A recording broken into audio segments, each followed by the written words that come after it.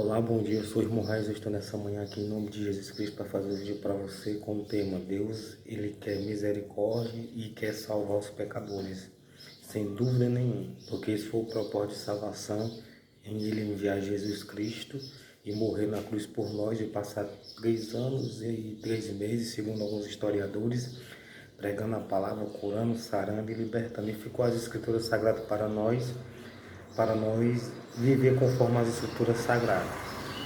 E nós temos que se esforçar para viver conforme as escrituras sagradas. E se você chegar a falhar, errar, cometer algum erro, você peça perdão a Deus, misericórdia a Deus e se esforce para não cometê-los mais. Sem dúvida nenhuma, essa é a vontade de Deus para a nossa vida.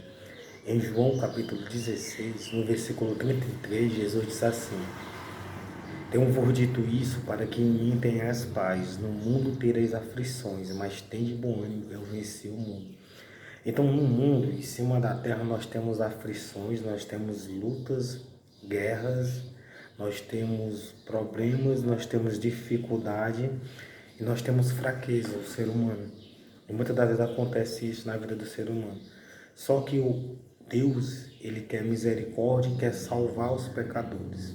E eu quero ler para você, em Mateus, primeiro livro do Novo Testamento, capítulo 9, versículo 9 em diante. Já li essa palavra, mas tenho que ler hoje novamente. No versículo 9 está escrito assim: Jesus, passando adiante dali, viu ao sentado na alfândega um homem chamado Mateus e disse-lhe: Segue-me. E ele, levantando-o, seguiu. Então esses homens que eles eram chamados por Jesus, eles se levantavam e seguiam. Só que eles não eram perfeitos, eles não eram ali, né, perfeitos ao ponto como Jesus era. Eles eram falhos e pecadores. Tanto que todos eles, quando Jesus foi pego para levar, para ir, né, para a cruz, para ir por Gólgota, para sofrer, todos eles abandonaram Jesus. Não somente Pedro. Pedro negou Jesus 3 vezes e esconjurou Jesus, o apóstolo Pedro. Só que os demais, todos eles se afastaram, todos eles negaram Jesus, eles se dispersaram, eles ficaram somente Jesus, os soldados, e Pedro ficou de longe observando aquele percurso. E quando ele foi interrogado se ele era um dos seguidores dele, um dos apóstolos, um dos discípulos dele, ele disse que não era. Isso foi muito ruim. Depois Jesus apareceu para ele e perguntou ele 3 vezes se ele amava ele, e ele disse que 3 vezes que amava ele, sim. Aí Jesus foi e disse para ele: apacenta os meus cordeirinhos, depois apacenta as minhas ovelhas. Naquela época, Jesus Cristo. O apóstolo João estava 3 anos e alguns meses com Jesus Cristo, e ele cometeu isso. E logo após, quando Jesus deu essa missão para ele, e quando ele foi batizado com o Espírito Santo, ele ficou firme e não cometeu mais o que ele tinha cometido antes, né? Chegou um período que ele ficou estruturalmente, espiritualmente, ele ficou com uma estrutura forte e conseguiu ficar firme, renunciando o eu dele, as vontades dele, não só ele, mas os outros demais apóstolos. Eu quero ler para você no versículo 10. Aconteceu que, estando ele em casa, sentado à mesa, chegaram muitos publicanos e pecadores e sentaram juntamente com Jesus e os seus discípulos. Então os pecadores, eles foram até Jesus, os publicanos, que era quem trabalhava, né, para Roma na época, e cobravam juros muito alto, e por isso eles eram mal vistos em Israel, no país de Israel naquele tempo. E eles ficaram comendo com Jesus e conversando com Jesus, e os fariseus não gostaram. Os fariseus eram as pessoas que estudavam a lei, que criam os primeiros livros da Bíblia. Eram doutores da lei, eles eram estudiosos da lei de Deus, e alguns criam em determinadas coisas, outros não. E os fariseus, vendo isso, disseram aos seus discípulos: por que come o vosso mestre com os publicanos e pecadores? Eles fizeram uma pergunta para os discípulos: ô discípulo Pedro, João, André, por que os vossos mestres ele está comendo com os publicanos e os pecadores? Aí Jesus porém ouvindo disse: não necessita de médicos os sãos, mas os doentes. Querendo dizer que eles eram pecadores e eles estavam precisando da cura, da libertação, do arrependimento. Eles estavam precisando do Espírito Santo, da presença de Jesus. Eles estavam precisando da palavra, de ouvir a palavra de Deus através da vida de Jesus. E hoje, conosco, nós não somos diferentes. O ser humano é falho, é pecador. E o ser humano, ele necessita de ouvir as mensagens de Jesus Cristo, a palavra de Jesus Cristo. Ele necessita ler a Bíblia todos os dias, orar todos os dias e necessita renunciar, lógico. É necessário a renúncia. Aí no versículo 13, e nós vamos lutar e vamos renunciar em nome de Jesus Cristo, vamos chegar um dia a ficar igual os apóstolos, quem sabe. No versículo 13, e disse, porém, aprendeu o que significa misericórdia, quer e não sacrifício. Então Jesus Cristo falou assim, aprendeu o que significa misericórdia, quero.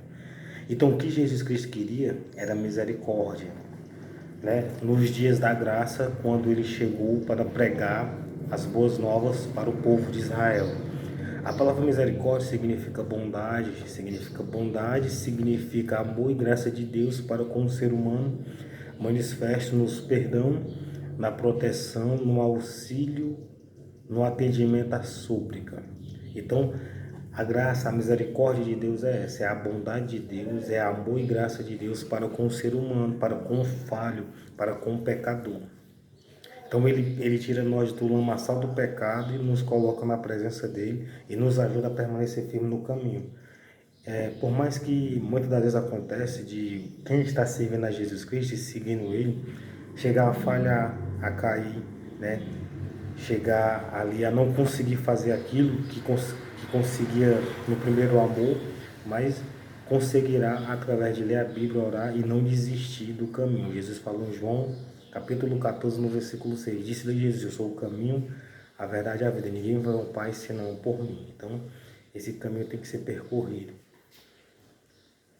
E essa disposição de Deus se manifestou desde a criação e acompanha o seu povo até os finais do tempo. E acompanhará o seu povo até o final dos tempos.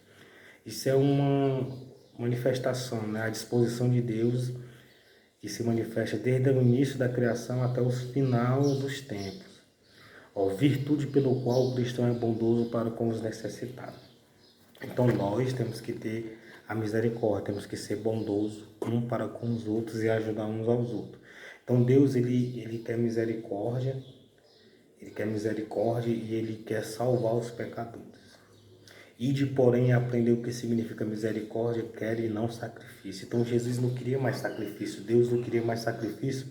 Qual o sacrifício? O sacrifício dos animais que eram derramados, que eram feitos para perdão dos pecados. E não era mais necessário aquilo, ele queria a misericórdia. Que a misericórdia fosse manifesta no ser humano, que através de aceitar Jesus, se batizar, pedir perdão todos os dias pelo nosso pecado. Todo dia o ser humano tem que pedir perdão por os pecados que tem cometido por pensamento, por desejo, por prática, consciente ou inconsciente, e pedir e se reconciliar todo dia. Todo dia a pessoa tem que se reconciliar com Deus, porque todo dia nós falhamos de alguma maneira com Deus. Porque eu não vim para chamar os justos, mas os pecadores ao arrependimento. Então Jesus, ele veio chamar os pecadores ao arrependimento. Por isso que eu lhe digo que ele quer misericórdia, ele quer que a misericórdia seja manifesta dele na vida das pessoas, de Jesus Cristo, Deus de Jesus Cristo. E ele quer a misericórdia, que você tenha misericórdia também, né, com o seu próximo. E ele veio chamar os pecadores ao arrependimento. Se arrepender, né, do pecado, do erro que tiver cometido. E o arrependimento acontece quando a pessoa não comete mais aquilo que cometia. Então, se nós se esforçar, nós conseguiremos viver arrependido até o último dia de vida na terra. Então, Deus abençoe você e sua família.